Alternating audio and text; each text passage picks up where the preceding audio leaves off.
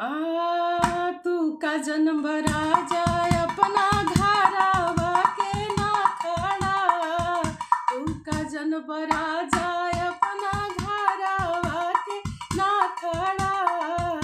जल्दी से राजा तू गाड़ी धके आजा। जल्दी से राजा तू गाड़ी धके आजा। अरे नीचे बाड़ी सास ऊपर दो तीन के कड़ाई बा। सुन लाए राजा जी अब बतिया मन लाए राजा जी। अलगा रहला में भलाई बा। सुन लाए राजा जी आय अलगा रहला में भलाई बा। सुन लाए राजा जी अलगा रहला में भलाई बा। सुन लाए राजा जी अब बतिया मन लाए राजा जी।